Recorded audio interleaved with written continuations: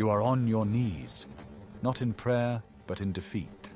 The world you built has crumbled, and the dust settles in your lungs, making it hard to breathe. You look up to her, the one who was your sanctuary, your mirror, the one who celebrated your every victory with tears of pride in her eyes. But the eyes that look back at you now are not filled with empathy. They are glass, empty, a reflection of your own failure. She doesn't offer a hand. She doesn't whisper words of comfort. There is only a chilling silence, an abyss between what was and what is. You are confused. Your mind races, replaying every moment of shared joy, every promise whispered in the dark. Was it all a lie? No, it wasn't a lie. It was something far more complex and far more terrifying. It was a transaction, and you just defaulted on your payment. Welcome to the cold, narcissistic truth about a certain type of female empathy. It is conditional. It is a performance. And it only exists when you are winning. Let's dissect this illusion. You mistake her excitement for your success as empathy for your journey. You believe she feels with you, but she doesn't. She feels for herself, through you. Your victory is her victory.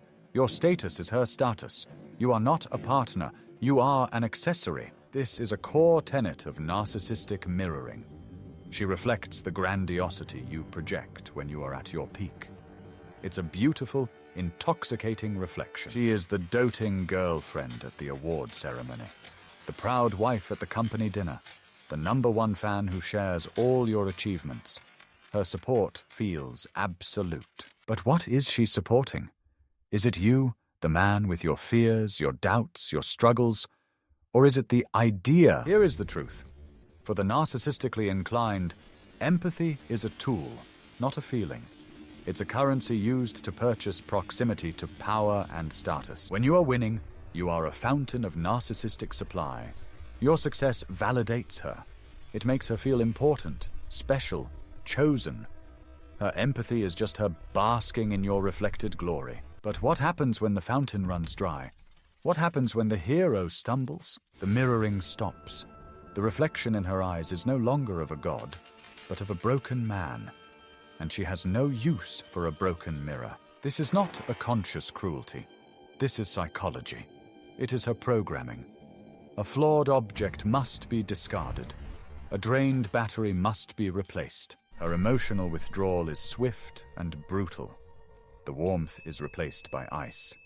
The encouragement turns to criticism. Why aren't you trying harder? Maybe you just don't have it anymore. She isn't trying to hurt you. She is trying to provoke you, to shame you back into the winner she needs you to be.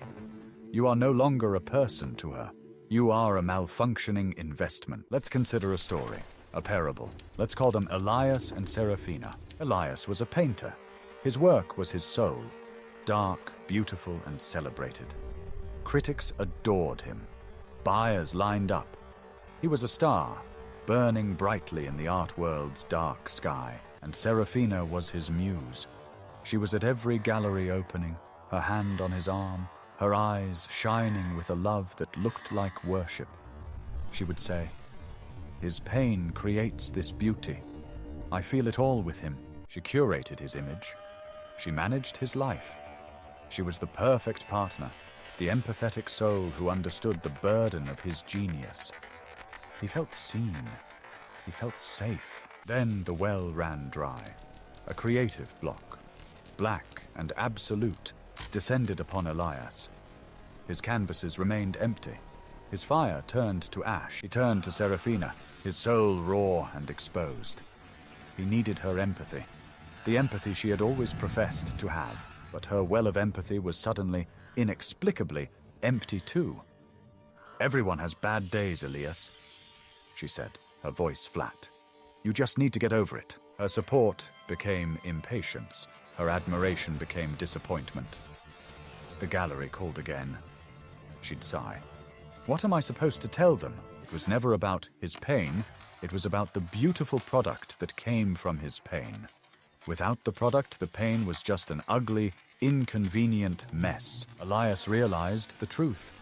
Seraphina had never been in love with him. She had been in love with his light. When his light went out, she was left alone in the dark, and she hated it. This is the great unveiling. The moment the performance ends and the reality is laid bare, it is brutal, it is soul-crushing, and it is a gift, because now you see that the love you thought was unconditional was, in fact, the most conditional thing in your life. It was a contract with fine print you never bothered to read. Her empathy was not a wellspring. It was a mirror. It only ever showed you what you wanted to see, as long as you were worth reflecting. So what do you do with this painful truth? Do you rage? Do you despair? No. You accept. You accept that you were navigating with a faulty map. You accept that you mistook a lighthouse for a home.